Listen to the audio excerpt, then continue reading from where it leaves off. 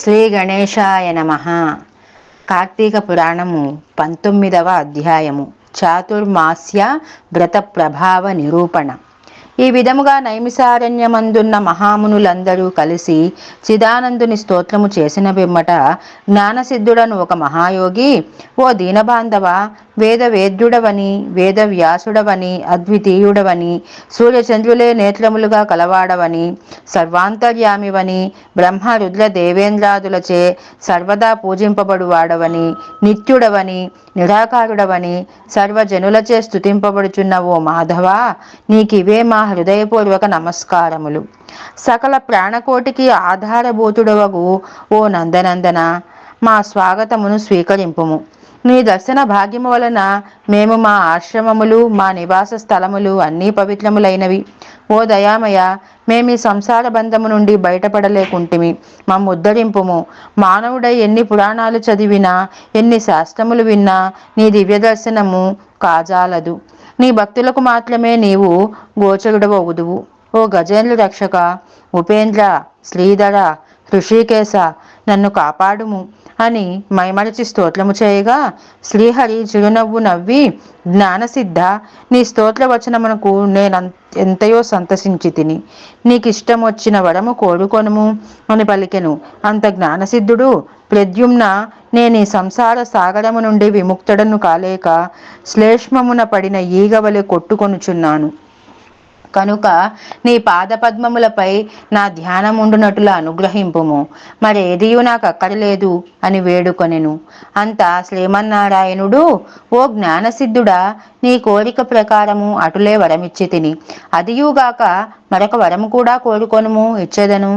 ఈ లోకమందు అనేక మంది దురాచారులై, బుద్ధిహీనులై అనేక పాపకార్యములు చేయుచున్నారు. అట్టి వారల పాపములను పోవుటకై ఒక వ్రతమును కల్పించుచున్నాను. ఆ వ్రతమును సర్వజనులు ఆచరించవచ్చును. సావధానుడవై ఆలకింపుము.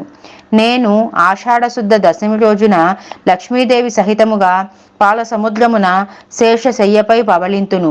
తిరిగి కార్తీక మాసము శుద్ధ ద్వాదశి వరకు చాతుర్మాస్యమని పేరు. ఈ కాలములో చేయు వ్రతములు నాకు మిక్కిలి ప్రీతికరము. ఈ వ్రతము చేయు వారలకు సకల పాపములు నశించి నా సన్నిధికి వత్తురు. ఈ చాతుర్మాస్యములందు వ్రతములు చేయని వారు నరక కూపమున పడుదురు. ఇతరుల చేత కూడా ఆచరింప చేయవలయను. దీని మహాత్యమును తెలిసియుండియు వ్రతము చేయని వారికి బ్రహ్మహత్యాది పాతకములు కలుగును. వ్రతము చేసిన వారికి జన్మ జరా వ్యాధుల వలన కలుగు బాధలుండవు. దీనికి నియమితముగా ఆషాఢశుద్ధ దశమి మొదలు శాకములను, శ్రావణ శుద్ధ దశమి మొదలు పెరుగును, భాద్రపద శుద్ధ దశమి మొదలు పాలును, ఆశ్వేజ శుద్ధ దశమి మొదలు పప్పు దినుసులను విసర్జించవలయును. నా యందు భక్తి గల వారిని పరీక్షించుటకే నేనిట్లు నిద్రావ్యాజమున శయనింతును. ఇప్పుడు నీ వసంగిన స్తోత్రమును త్రిసంధ్యల యందు భక్తి శ్రద్ధలతో పఠించువారు నా సన్నిధికి నిశ్చయంగా వస్తారు అని శ్రీమన్నారాయణుడు మునులకు బోధించి, శ్రీ మహాలక్ష్మితో కూడి పాలసముద్రమునకేగి శేషపాన్పు మీద పవళించెను. వశిష్ఠుడు జనక మహారాజుతో, రాజా, ఈ విధముగా విష్ణుమూర్తి జ్ఞానసిద్ధి మొదలగు మునులకు చాతుర్మాస్య వ్రత మహత్యమును ఉపదేశించెను. ఈ వృత్తాంతమును అంగీరసుడు ధనలోభునకు తెలియజేసెను. నేను నీకు వివరించాను కాబట్టి ఈ వ్రతము ఆచరించుటకు స్త్రీ పురుష భేదము లేదు. అన్ని జాతుల వారును చేయవచ్చును. శ్రీమన్నారాయణుని ఉపదేశము ప్రకారము ముని పుంగవులందరూ ఈ చాతుర్మాస్య వ్రతం ఆచరించి ధన్యులై వైకుంఠమునకు వెళ్ళిరి. ఇది 19వ అధ్యాయ. 19వ రోజు పారాయణము సమాప్తము.